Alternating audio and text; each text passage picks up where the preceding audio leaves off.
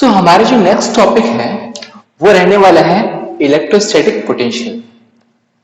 But इससे पहले कि हम लोग इलेक्ट्रोस्टैटिक पोटेंशियल की तरफ जाएं, हम कुछ प्रॉपर्टीज देखना चाहते हैं जो इलेक्ट्रोस्टैटिक फोर्स या इलेक्ट्रोस्टैटिक फील्ड की होती है, जो कि काफी यूनिक होती है।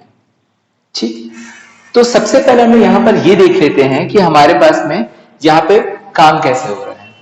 हम लोग एक अजम्पशन लेके चलते कि अपने पास में एक चार्ज है जो कि अपने पास ओरिजिन पर रखा हुआ है प्लस क्यू, एंड हमारे पास एक दूसरा चार्ज है जो कि हो सकता है कि एक टेस्ट चार्ज हो, वो रखा है अपने पास में पॉइंट ए पर। तो शुरुआत में तो हमारे पास में पॉइंट ए पर रखा हुआ है, धीरे धीरे हम लोग क्या करते हैं उसको पॉइंट बी की तरफ लेके आते हैं। अब हम यहाँ पे ये देखते हैं कि हमारे पास में अगर पॉइंट ए से पॉइंट बी तक हम लोग लेके आते हैं तो हमको यहाँ पे काम कितना करना पड़ रहा है, हमारे पास जो वर्क डन है वो कितना रहने वाला है। इसका एनालिसिस करने के लिए हम लोग जैसे हम लोग सारे डेरिवेशन में करके चलते हैं, खासकर वर्क के केस में हमने सबसे पहले छोटा सा हम लोग क्या कर लेते हैं, वर्क निकाल लेते हैं। हम लोग यहाँ पर P से लेकर Q तक के डिस्टेंस के लिए वर्क dw की वैल्यू को फाइंड आउट कर लेते हैं, एंड उसके बाद हम लोग यहाँ पे क्या करेंगे कि हम लोग इंटीग्रेट करके पॉइंट A से लेकर पॉइंट B तक टोटल लगने वाला वर्क हम लोग कैलकुलेट कर लेंगे। तो हमारे पास में यहाँ पर क्या हो जा रहा है कि हमने यहाँ जैसे हम देख सकते हैं कि यहाँ पे पॉइंट P पर हमारे पास फोर्स जो लगने वाला है बाहर की तरफ लगने वाला है। हमारे पास यहाँ चार्ज है प्लस Q, एंड हमारे पास जो चार्ज दूसरे साइड पे रखा हुआ है वो अपने पास में है Q0 जो कि अपने पास में टेस्ट चार्ज है। तो इसके चलते हमारे पास फोर्स लगेगा आउटवर्ड्स, एंड हमारे पास जो डिस्टेंस जो ट्रेवल कर रहा है P से लेकर Q तक का उसको हमने यहाँ पर लेके चलते हैं डिस्टेंस dl। ओके, अब यहाँ पर हम लोग एक और डिस्टेंस देखने वाले हैं। एक तो डिस्टेंस है dl जो कि चार्ज तय कर रहा है पॉइंट P से लेकर पॉइंट Q तक मूव करने के लिए, बट एक और डिस्टेंस है जो कि हमारे पास में यहाँ वेरी हो रही है। अगर एक चार्ज अपने पास P से लेकर Q तक मूव करता है तो हमारे पास प्लस Q से उसका जो डिस्टेंस है वो भी धीरे से वेरी करता है, एंड उसमें जो वेरिएशन हमारे पास आ रहा है वो है dr का। शुरुआत में जब पॉइंट P पर रखा था तो हमारे पास में कोई डिस्टेंस रहा होगा r, बट जैसे P से Q तक जाता है तो Q तक पहुंचते पहुंचते हमारे पास प्लस Q से जो डिस्टेंस है उसकी वैल्यू जाती है अपने पास में dr से लेस हो जाती है अपने पास। तो हमारे पास dl का डायरेक्ट रिलेशन रहने वाला अपने पास में dr के साथ में। अब हम लोग डायरेक्टली फिर से क्या करते हैं, डेरिवेशन पर आते हैं। फॉर्मूला हमारे पास है dw equals to vector f into dl। क्योंकि हमारे पास में डॉट प्रोडक्ट है तो हमारे पास अगर इसको स्केलर में कन्वर्ट करना चाहते तो आएगा cos थीटा। तो cos थीटा हमारे पास कौन सा एंगल रहने वाला है, हमारे पास dr एंड dl दोनों के बीच का जो एंगल रहने वाला है दैट विल बी थीटा। तो हमने यहाँ पे फिर से क्या करें, डायग्राम को बना लिए हैं, बिकॉज हमने यहाँ पे चाहते हैं कि cos थीटा को कुछ भी करके हम यहाँ से रिमूव करना चाहते हैं। मेरा जो पूरा फोकस है वो r के ऊपर में है या फिर dr के ऊपर में, dl के ऊपर में नहीं है अपने पास में, बिकॉज हमारे पास जो भी पोटेंशियल आने वाला है वो डिस्टेंस का फंक्शन रहने वाला है, डिस्टेंस के थ्रू ही आता है। खैर हम लोग इसको बाद फिर से डिस्कस करेंगे। फिलहाल हमने यहाँ पे देखते हैं कि dr और जो dl अपने पास में उसका यहाँ पे क्या रिलेशन है। तो हमारे पास में जैसे मैंने बोला कि P से लेकर N तक का जो डिस्टेंस है वो हमको मिलता है dr के फॉर्म में, एंड P से लेकर Q तक का डिस्टेंस हमको मिल रहा है dl के फॉर्म में। अगर मैं यहाँ पर जैसे कि अपने पास यहाँ पे cos थीटा लिखा हुआ है तो हम चाहते हैं कि cos थीटा को ही हटाना चाहते हैं, तो cos थीटा यहाँ पे निकालना चाहे तो cos थीटा इक्वल टू होता है अपने पास में बेस अपॉन हाइपोटेन्यूज। बेस जो है अपने पास में dr which is pn and hypotenuse जो है अपने पास में dl which is pq। तो हमारे पास cos theta equal to dr upon dl। हम लोग क्या करते हैं कि dl की वैल्यू को ट्रांसपोज कर देते हैं cos थीटा के पास में, एंड ये जो एक्सप्रेशन रहेगा dl cos theta equal to dr। मतलब डायरेक्टली इस इक्वेशन में dl cos थीटा को रिप्लेस कर देते हैं dr के साथ में। अब हमारे पास में सिर्फ एक ही अपने पास वेरिएबल है। पिछले वाले में हमारे पास दो वेरिएबल हो जाते थे, एक तो लेंथ हमारा वेरिएबल था, दूसरा था हमारे पास में थीटा। दोनों हाउएवर साथ में चेंज होते थे, बट हमारे पास वेरिएबल दो हो जा रहे थे।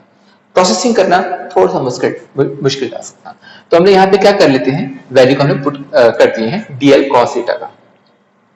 फिर हमारे पास में f की जो वैल्यू है हमको यहाँ पे नहीं पता कितनी वैल्यू दी हुई है, हमको सिर्फ यहाँ पे चार्ज प्लस क्यू दिया था, एंड हमको ये बोला गया था हमारे पास ये पाथ है, एंड हमारे पास में दूसरा जो चार्ज है which is test charge that is Q0। हम लोग अब क्या करते हैं, Q0e ये वैल्यू को पुट करते हैं, क्योंकि हमारे पास प्लस क्यू चार्ज के चलते कुछ ना कुछ इलेक्ट्रिक फील्ड तो वहां पे प्रेजेंट होने वाला है। बाद में क्या करते हैं कि इस E की वैल्यू भी हम लोग यहाँ पे पुट कर लेते हैं which is 1/4 pi epsilon 0 Q/r²। हमारे पास एक फुल फ्लेश्ड F का एक्सप्रेशन आता है विच इज 1/4πε0 Q0/r²। वैल्यू को पुट कर देते हैं F की जगह पर और हमारे पास में आगे dr। जैसे कि मैंने डेरिवेशन की शुरुआत में बोला था कि शुरुआत में हम लोग क्या करते हैं, वर्क जब निकालते हैं तो छोटा सा वर्क निकालते हैं, कंप्लीट वर्क पूरा नहीं निकालते। एक छोटा सा वर्क हम लोग पेनस्टेकिंगली निकाल लिए यहां पर। अब क्या करेंगे, अब आराम से इसको इंटीग्रेट कर देंगे एंड मैथमेटिकली हमारे पास में कंप्लीट एक्सप्रेशन यहां पर आ जाएगा। देखते हैं, तो हम लोग शुरुआत करते हैं पॉइंट ए से। पॉइंट ए पर अगर हम लोग यहां पर चार्ज को रखेंगे तो हमारे पास वर्क कितना होगा। अगेन पॉइंट ए पर हमारे पास रखा हुआ था चार्ज, हमने उसको टच भी नहीं किया है एंड अभी भी वो क्या है, पॉइंट ए पर है। तो हमारे से किया गया जो वर्क है, जो काम है, वो क्या हो जाएगा, 0 हो जाएगा। तो पॉइंट ए जहां पे डिस्टेंस हमारे पास में क्या हो जा रहा है, प्लस क्यू से आर हो जा रहा है, उस डिस्टेंस पर अगर हमारे पास कुछ चार्ज रखा है तो वहां पर वर्क क्या है, 0 है। बट अगर हम लोग मूव करा के बी तक लेके आते, पॉइंट ए पर रखा था पहले, उसको हम लोग मोशन करवाकर बी तक लेके आए तो हमको कुछ ना कुछ वर्क करना पड़ा वहां पर। तो ये वर्क को हम लोग लेके चलते हैं डब्ल्यू ए बी। अब ए बी हमको क्या बता रहा है कि हमारे पास जो मोशन हुआ था वो ए से बी की तरफ हुआ था, न कि बी से ए की तरफ हुआ। सो हमारे पास जो ए बी है इस पर्टिकुलर चीज को रिप्रेजेंट कर रहे हैं। हम फिर क्या करते हैं, इस इंटीग्रेशन के पास में आते हैं। हम लोग यहाँ पे ये देखते हैं कि हमारे पास में with respect to what variable हमको यहाँ पर इसको इंटीग्रेट करना है। हमारे पास यहाँ पे लिखा है dr, which means r is the variable जिसके रिस्पेक्ट में हमको यहाँ पर इंटीग्रेशन करना है। एंड हमारे पास जो लिमिट है, जैसे कि हमने अभी डिस्कस किया, लिमिट था आर ए से लेकर आर बी तक, क्योंकि मोशन हमारे पास में ए से लेकर बी तक ही हुआ है। बट हमारे पास में 1/4πε0, इसको कोई फर्क नहीं पड़ने वाला कि हमारे पास में डिस्टेंस आर ए पर रहे या फिर आर बी पर जाए, हमारे पास इसकी वैल्यू हमेशा क्या रहेगी, 9 × 10⁻9 रहने वाली है, कोई चीज नहीं होने वाला। दूसरी बात आती है आपके पास में Q एंड Q0 की, कोई फर्क नहीं पड़ने वाला इनको।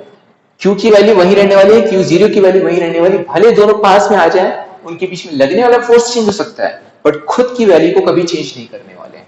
सो हमारे पास में dr की वैल्यू को हम लोग कितना भी चेंज कर ले, कांस्टेंट तो चेंज होने से रहा, एंड हमारे पास में खुद को चार्जेस भी अपने आप को चेंज नहीं करने वाले, चेंज सिर्फ होने वाला अपने पास में r और कुछ नहीं। तो हम लोग क्या करते हैं, 1/r² का सिर्फ इंटीग्रेशन करते हैं।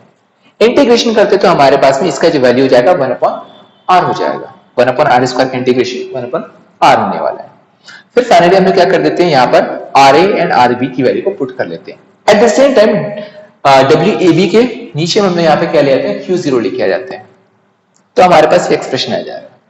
ओके, तो ये बेसिकली ये बता रहा है हमारे पास ये जो एक्सप्रेशन है कि हमारे पास इतना वर्क करने के लिए जो डब्ल्यू ए बी हम लोगों ने वर्क किया है वो किस चार्ज पर किया है एंड इसका हमारे पास इंपैक्ट क्या हो जाएगा। तो उसको नलीफाई करने के लिए हम लोग क्या कर दे रहे हैं, Q0 से इसको डिवाइड कर दे रहे हैं। तो हम लोग यहाँ पे ये लेके चल रहे हैं कि हमको कोई फर्क नहीं पड़ रहा कि हमारा टेस्ट चार्ज कितना बड़ा है छोटा है, हमको सिर्फ ये देखना है कि हमारे पास में टोटल मोशन करने में पर यूनिट चार्ज हमारे पास में कितना हमको यहाँ पे वर्क करना पड़ेगा।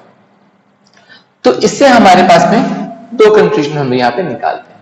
अगेन सेम इस एक्सप्रेशन से, ये एक्सप्रेशन हमको क्या बता रहा है, पर यूनिट चार्ज हमने पॉइंट ए से बी तक मूव करने के लिए कितना वर्क किया है।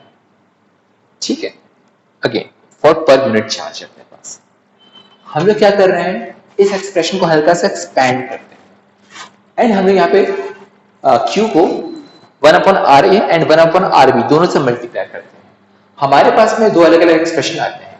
पहले एक्सप्रेशन को मैं बोलता हूं पोटेंशियल एट ए, यानी पॉइंट ए पर लगने वाला पोटेंशियल। सेकंड एक्सप्रेशन आता है वो होता है अपने पास से पोटेंशियल एट बी, यानी कि पॉइंट बी पे लगने वाला पोटेंशियल। अब ये पोटेंशियल क्या होता है हम लोग थोड़ी देर बाद में देखने वाले हैं, बट फॉर नाउ VA हमारे पास में इस वैल्यू को रिप्रेजेंट करता है एंड VB हमारे पास 1/4πε0 Q/RB की वैल्यू को रिप्रेजेंट कर रहा है। अगर हम लोग यहाँ पर दोनों को रिप्लेस कर लेते हैं उसके रिस्पेक्ट वैल्यू से, तो हमारे पास में क्या हो जाएगा, ये एक्सप्रेशन आता है WAB/Q0 = VA - VB, which is the expression for potential difference from point A to point B। ठीक है, तो पॉइंट ए से पॉइंट बी तक अगर हम मूव करते हैं तो हमको पोटेंशियल डिफरेंस यहाँ पे देखने क्या मिलता है, ये हमारा कंक्लूजन पहला इससे निकलता है।